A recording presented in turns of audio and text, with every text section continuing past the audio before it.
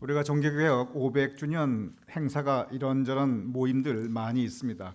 특별히 10월이 정확하게 500주년이 되는 달이다 보니까 여기저기 이 분주한 그러한 행사들이 진행되고 있습니다.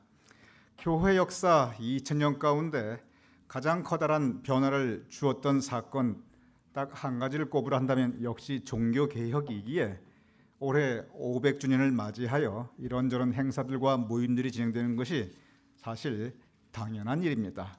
교회 역사만 바뀐 것이 아니라 세계 역사가 재편되었기 때문입니다. 이 종교개혁의 중심 마틴 루터가 있습니다. 마틴 루터의 그 초상화를 여러분께 보여드리도록 하겠습니다. 그 당시는 카메라가 없었기 때문에 이 초상화로 그 마틴 루터의 모습을 볼 수 있습니다. 좀 띄워주시기 바랍니다. 근데 이 마틴 루터를 보면은 원래 이분이 이 사제, 이 신부가 되려고 이 준비했던 사람이 아닙니다. 원래 그의 인생 계획 가운데 내가 사제가 되겠다, 내가 캐톨릭 수도사가 되겠다, 아예 그의 인생 계획에 없었던 분이었습니다. 마틴 루터의 삶을 가만히 들여다보면 아주 특별한 체험이 있습니다.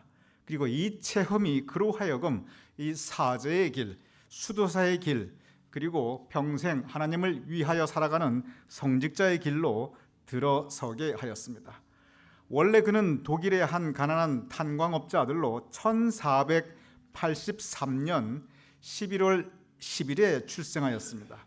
그의 아버지는 자기 자신은 비록 탄광에서 일하고 있지만 아들만큼은 그래도 출세시키고 싶었습니다.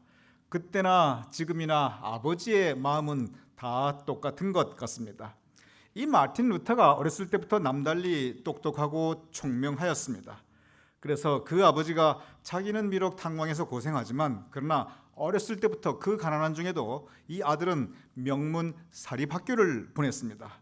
그리고 당시 독일 최고 명문대로 꼽히는 이 에르푸르트 대학에 입학시켰고, 그리고 거기서 이 마틴 루터가 석사학위까지 받게 됩니다.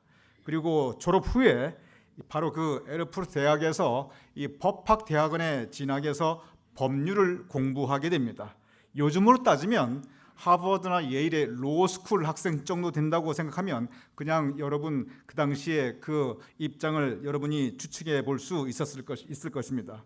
마틴 루터의 장래는 화려하게 준비되어 있습니다. 부와 명예와 권력까지 가질 수 있는 법학도, 아주 명문대학의 이 법학도였습니다. 그의 아버지는 그러한 그가 한없이 자랑스러웠습니다.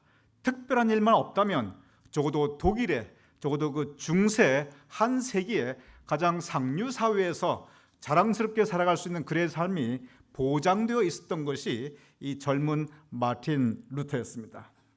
그런데 1505년 7월 여름 어느 날 마틴 루터가 부모님을 만나고 학교에서 돌아오던 날 갑자기 하늘이 검게 변하더니 폭우가 번지기 시작하였습니다. 그리고 그 폭우가 개는 것이 아니라 날씨가 더 험악해지고 그리고 폭풍과 더불어 천둥 번개가 치기 시작하였습니다. 이 들판에서 갑자기 폭풍우를 만났고 거기다 천둥 번개까지 여기저기 치고 있으니 이 젊은 루터는 공포에 질리게 되었습니다. 그러다가 어느 순간 갑자기 강력한 벼락이 그의 바로 옆을 치게 됩니다. 그 장면을 그린 아주 유명한 그림이 있습니다. 여러분께 보여드리겠습니다. 띄워주시기 바랍니다. 이 그림은 잠깐 설명이 필요합니다. 그냥 흑백으로 나타나 있기 때문에 여러분 가운데 손을 들고 앉아 있는 청년이 마틴 루터입니다. 그리고 그 오른쪽으로 벼락이 지금 막 치고 있는 것이 보이고 있을 것입니다. 그런데 그 마틴 루터 앞에 보면은 한 또 젊은 청년 하나가 누워 있는데 이것은 무엇을 묘사하냐면 저 벼락이 마틴 루터 바로 옆에서 쳐내렸는데 그 옆에 있던 친구가 그 벼락을 맞고 그 자리에서 즉사했다고 표현한 그림이 바로 이 그림입니다. 이것이 역사 이야기니까 여러분께 오해를 피하기 위해서 잠깐 설명드리고자 합니다. 전에는 바로 마틴 루터의 이 벼락 사건을 설명할 때 이 그림에 그려진 것처럼 마틴 루터 바로 옆에 이 친구가 있었고 벼락칠 때 그 친구가 저 벼락에 맞아 즉사하였다라고 기록되었습니다. 제가 신학교에서 공부할 때도 제가 공부하던 그 마틴 루터에 대한 교과서에서도 한 두세 권의 교과서에서도 이 사건이 그대로 그렇게 묘사되어 있습니다. 근데 요즘은 학교에서 마틴 루터 이야기할 때, 이 벼락친 사건 이야기할 때 저 친구 얘기가 요즘은 없어졌습니다. 왜냐하면 아무리 이것저것 자료를 봐도 연구를 해보아도 그 옆에 친구가 있었고 벼락 맞았다는 그 구체적인 기록을 찾을 수가 없다, 이래가지고 요즘은 친구 얘기가 점점 없어집니다. 그래서 오해를 피하기 위해서 여러분께 말씀드립니다만, 여러분 가운데 이 사건을 아시는 분은, 어떤 분들은 마틴 루터가 이 폭풍우 만나가지고 그 바로 옆에 있던 친구가 벼락 맞아 죽었다, 이렇게 알고 계신 분도 계시고, 또 어떤 분들은 그 친구 이야기 없이 마틴 루터 바로 곁에 벼락이 쳐가지고 그 마틴 루터가 이 벼락 때문에 그냥 나동그라지고 그냥 공중으로 붕 떴다가 내려왔다, 이렇게 들으신 분도 계실 것입니다. 역사적으로 어느 것이 정확한지는 아직 모릅니다. 잘 모르니까 그냥 이 친구 얘기는 빼는 것이 요새 추세입니다. 혹시 여러분 가운데 이 혼돈이 없기 위해서 그냥 참고로 짧게 말씀을 드렸습니다. 어느 쪽이 사실이든지 한 가지 분명한 것이 있습니다. 모든 역사학자들이 동의하고 있고, 그리고 기록적으로도 나타나 있는 한 가지 분명한 사실이 있습니다. 그것은 뭐냐면, 마틴 루터는 이 폭풍우와 천둥 번개 가운데 죽음 그 직전까지 갔다고 하는 것입니다. 그 자신 죽음의 공포에 휩싸이게 됩니다. 그러면서 마틴 루터는 이 죽음의 공포 앞에서, 하나님 살려만 주시면 내가 내 평생 수도사가 되어서 주님 일만 하겠다는 서원 기도를 합니다. 하나님께서 그 폭풍과 천둥 번개 이 치는 들판에서 그를 보호해 주십니다. 하나님께서 그 서원 기도를 듣고 보호해 주셨는지 그냥 보호해 주셨는지 우리는 알 수 없습니다. 그러나 중요한 것은 그는 이 천둥 번개 치는 들판에서 안전하게 다시 학교로 돌아오게 됩니다. 그날 그는 밤새 이 벼락 맞아 죽을 뻔했던, 죽음 직전까지 갔던 그 본인의 경험을 그날 밤 되새기게 됩니다. 그리고 그 경험 가운데, 그 죽음의 공포 가운데 그가 하였던 그 서원 기도, 사제가 되어 평생을 살겠다고 하였던, 수도사가 되어 하나님께 봉사하며 살겠다고 하였던 그 서원을 묵상하고 또 묵상합니다. 마틴 루터가 그 서원을 지킵니다. 그래서 그 사건 이후 2주일 후에 곧바로 다니던 그 명문대학교, 이 법학대학원 다 때려치우고 곧바로 수도원에 들어갑니다. 그리고 수도사로서 그 수도원의 밑바닥 생활을 하게 됩니다. 부와 명예와 권력이 보장되어 있던 그 미래 다 포기합니다. 다 버립니다. 그리고 그로부터 2년 후에 사제 서품을 받고 이제 하나님을 섬기는 사제로서, 성직자로서, 수도사로서의 인생을 다시 살게 됩니다. 천둥 번개치는 그 폭풍우 속에서 죽음 직전까지 갔던 그 루터의 경험, 그것이 그의 인생을 변화시켰습니다. 그 죽음의 공포 가운데 올려드렸던 그 서원기도, 그것이 그의 인생을 변화시켰고, 교회의 역사를 변화시켰고, 그리고 세계 역사를 바꾸었던 것입니다. 오늘 이 시간 저는 여러분과 함께 죽음에 대해서 잠시 묵상을 하고자 합니다. 성서는 세상과 천국, 이 땅과 저 하늘, 현세와 그리고 내세에 분명한 구별이 있다고 가르치고 있습니다. 그리고 그 분기점은 바로 죽음입니다. 그 죽음은 누구에게나 찾아옵니다. 피할 수 없는 현실입니다. 그리고 죽음 앞에서 누구나 두려워합니다. 마틴 루터도 바로 그 죽음의 공포 앞에 하나님께 올려드렸던 그 서원 기도가 그의 삶을 변화시켰던 것입니다. 성서는 곳곳에서 바로 이 죽음에 대한 가르침과 이 묵상을 전하고 있습니다.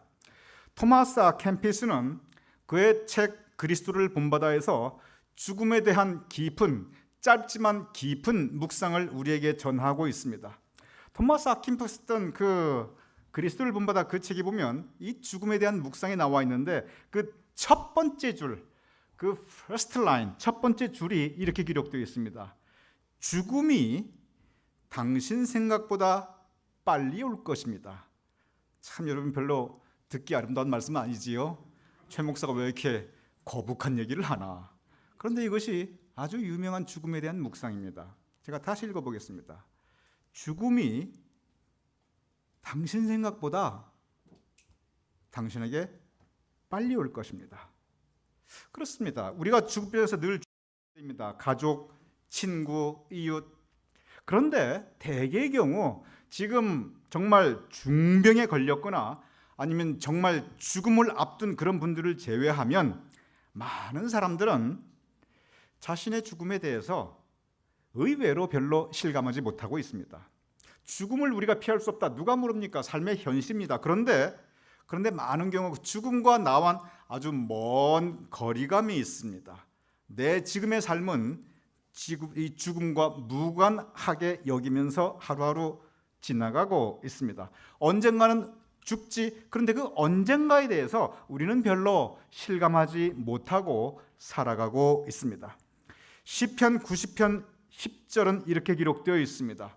우리의 연수가 70이요 강건하면 80이라도 그 연수의 자랑은 수고와 슬픔뿐이요 신속히 가니 우리가 날아가나이다. 오늘의 본문 말씀입니다. 우리의 인생이 그 모든 날수가 신속히 가는데, 빨리 가는데 어느 정도 빨리 가냐면 여러분의 인생, 저의 인생, 모든 인생은 날아간다는 것입니다. 요즘은 우리의 연수가 70이요 강건하면 80. 요즘은 좀 달라졌지요. 요즘은 제가 이렇게 보면요, 우리의 연수가 90이고 그리고 강건하면 100입니다. 우리 아랫세대는 보면은 우리의 연수가 110이요 강건하면 120. 이 연수는 자꾸 올라갑니다. 그런데 여러분 70을 살든 80을 살든 90을 살든 100년을 산다 할지라도 모든 세월은 신속히 갑니다. 120년을 산다 할지라도 모든 인생은 날아갑니다. 왜냐하면 성경에 그렇게 써 있기 때문에 그렇습니다. 설령 사람이 1000년을 산다 할지라도 그 1000년은 신속히 가고 그리고 그 인생은 날아갑니다. 그것이 여러분과 저의 인생입니다. 토마스 아퀴나스의 이 말, 죽음이 당신보다 빨리 올 수 있습니다. 그러면서 그는 이런 얘기를 합니다. 참 더 듣기 거북한 이야기입니다. 그렇지만 이 우리 신앙의 선배가 쓴 얘기니까 제가 그대로 한번 읽어보겠습니다.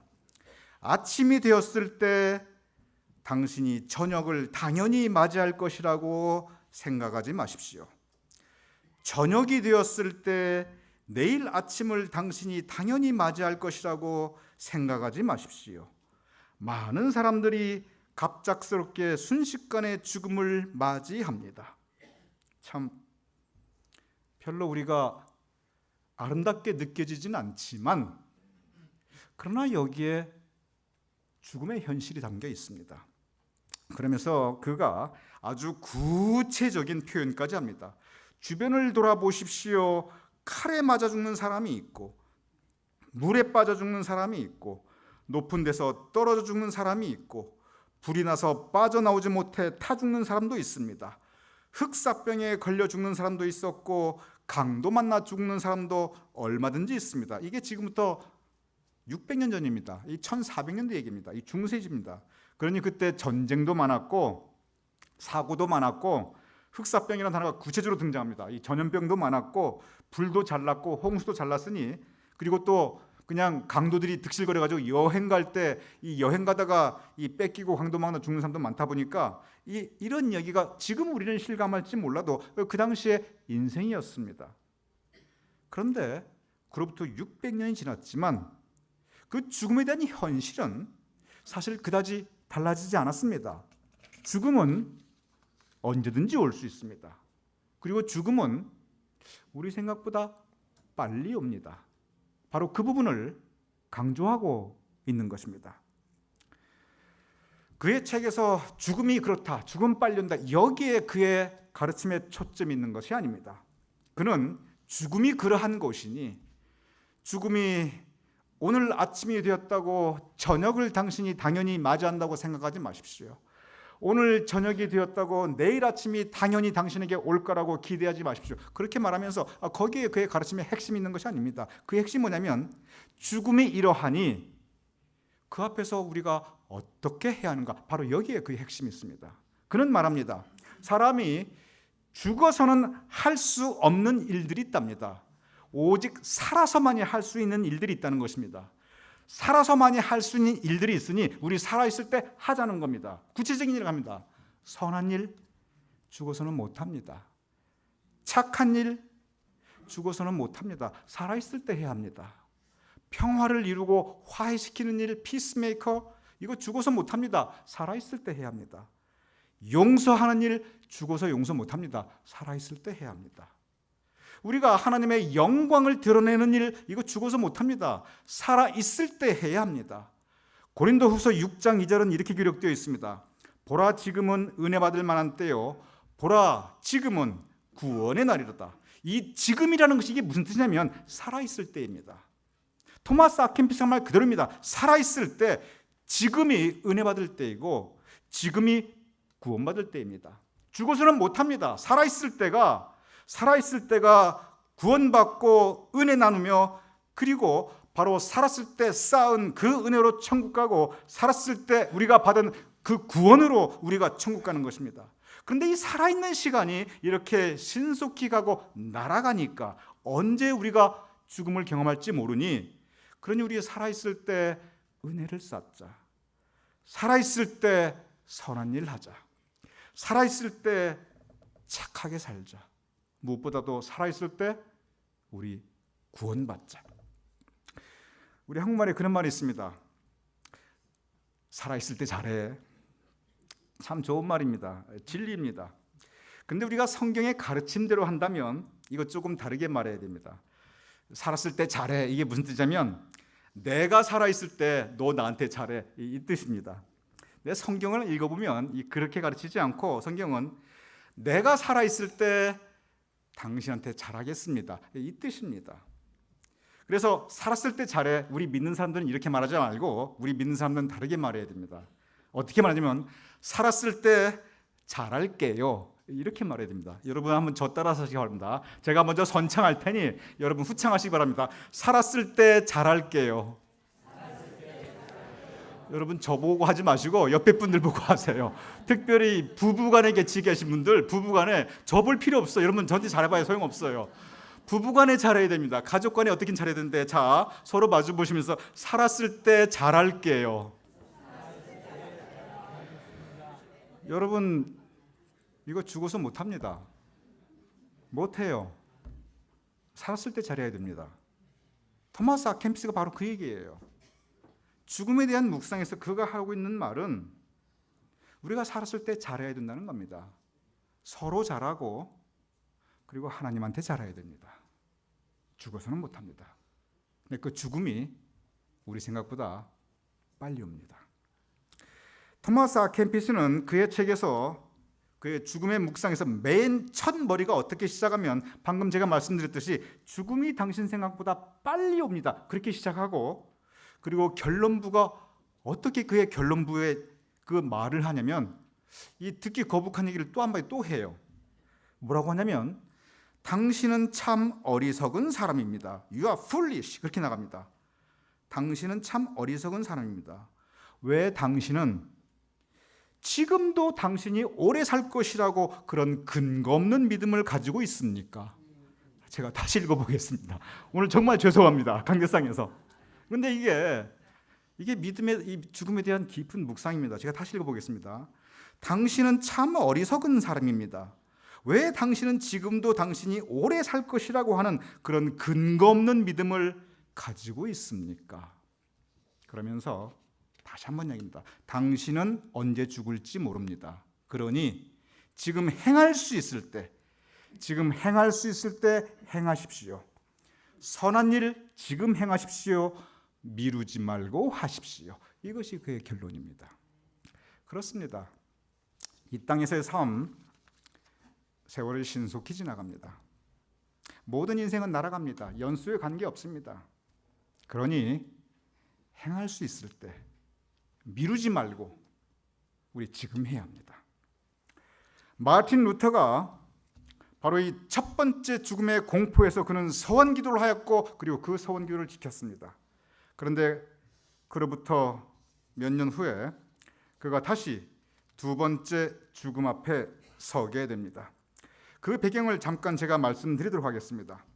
그는 그 서원기도 이후에 사제가 되었고 그리고 동시에 그 후에 이 위텐부르크 대학의 신학부 교수가 되게 됩니다. 그러면서 그 유명한 면죄부 사건을 그가 직접 경험하게 됩니다.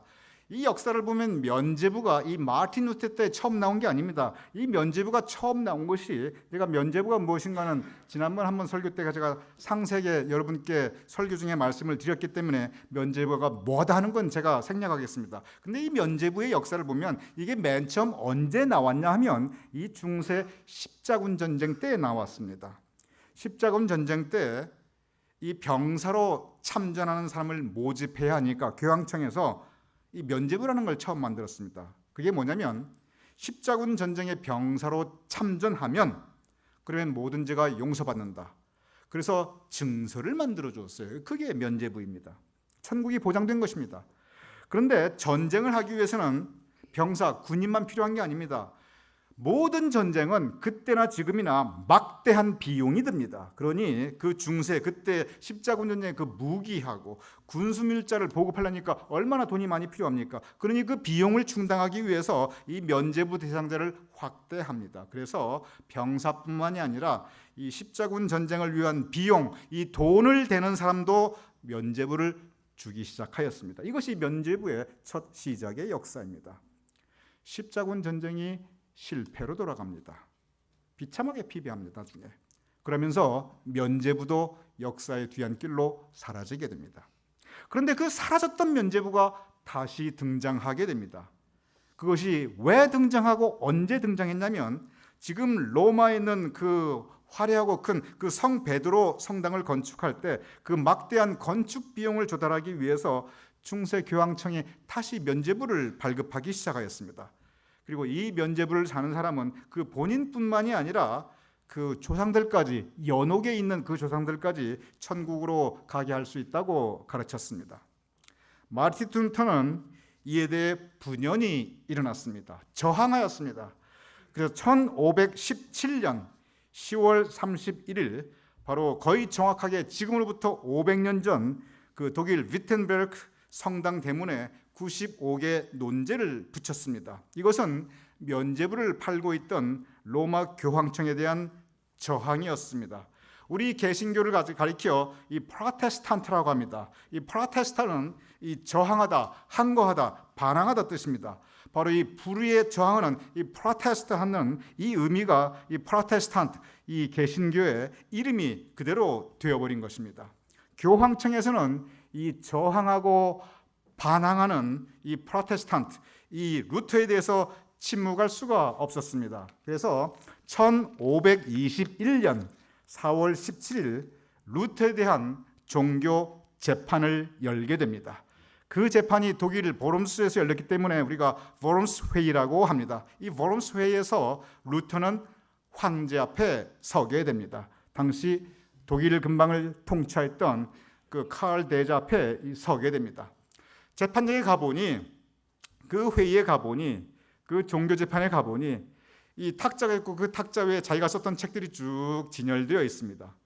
법관이 황제를 대신해서 두 가지 질문을 합니다. 첫 번째 질문, 이 책들이 당신이 쓴 것이 맞는가? 두 번째 질문, 이 책에서 주장한 내용들을 당신 철회할 것인가? 첫 번째 질문에 마르틴 루터는 그 책 모두 내가 썼습니다 하고 시인하였습니다. 두 번째 질문이 중요합니다. 그 책에 있는 내용을 철회할 것인가? 그 질문 앞에 마르틴 루터는 나에게 생각할 시간을 주십시오. 그렇게 말하였습니다. 그래서 재판관이 황제가 그러면 하루의 시간을 주겠다. 내일 다시 이 회의를 속개하겠다.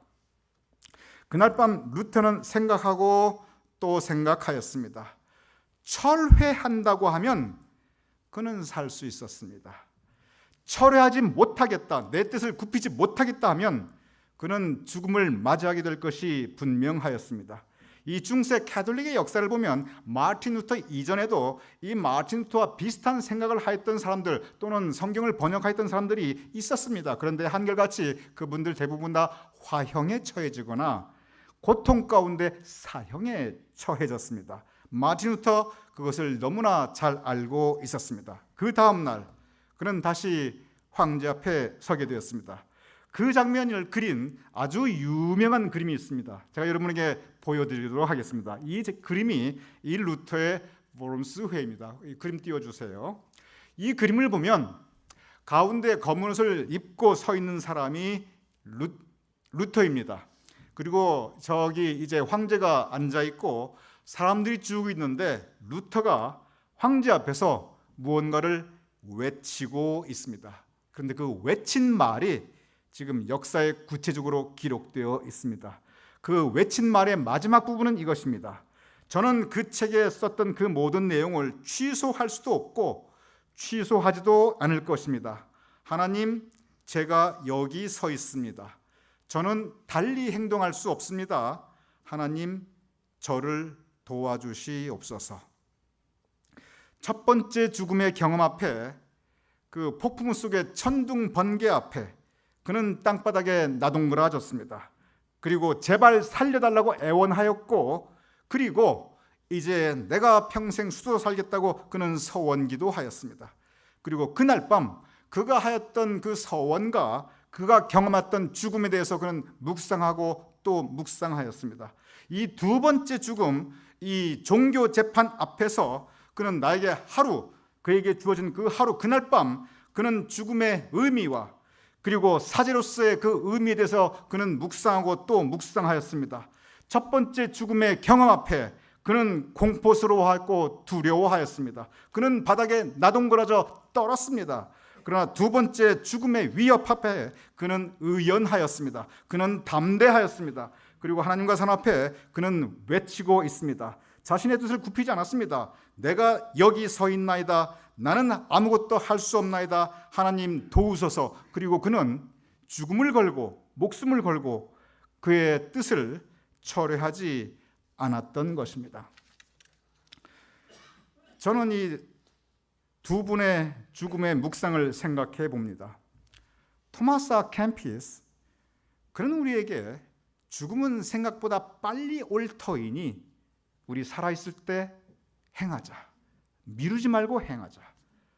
우리 선하게 살고 착한 일을 하고 서로 사랑하고 서로 살았을 때 우리 잘하자. 그는 사람과 사람 간의 아름다운 공동체를 추구하였습니다. 마틴 루터, 그는 살아서 하나님 뜻에 따라 살고 죽어도 하나님 뜻에 따라 죽고자 하였습니다. 사나 죽으나 내가 하나님 것이니 오직 하나님을 기쁘시게 하며 하나님의 뜻에 따라 살기 위하여 그는 죽음도 마다하지 않았습니다. 죽음보다 더 강한 것, 그것은 하나님에 대한 믿음이었습니다. 여러분과 저 우리 모두 죽음 앞에 서 있는 존재입니다. 그리고 죽음에 대한 묵상은 우리 믿음의 내용 가운데 소중한 신앙의 내용입니다. 그렇습니다. 우리 살았을 때 서로 잘해야 합니다. 죽음이 언제 올지 모르니 우리 선한 일 행해야 합니다. 또한 우리 살았을 때 하나님 뜻에 따라 살아야 합니다. 비록 죽음의 위협이 있다 할지라도 하나님을 기쁘시게 하기 위하여, 하나님의 뜻을 위하여 우리가 사나 죽으나 주님의 것이라는 것 우리 기억하고 있어야 합니다. 그러한 사람에게 주어지는 상급이 있습니다. 그것은 영생의 상급입니다. 하나님께서 우리에게 영생을 예비해 주셨습니다. 그래서 살았을 때 서로 잘하고 하나님께 잘한, 적어도 구원받은 사람으로서 예수 그리스도의 제자로서 살아간 그 모든 하나님의 백성에게 하나님께서는 구원, 영생의 상급을 우리에게 준비해 주셨습니다. 살아서 하나님께 영광 올려드리고 그리고 죽어서 영생의 영광에 참여할 수 있는 저와 여러분이 될 수 있기를 주님의 이름으로 축원합니다.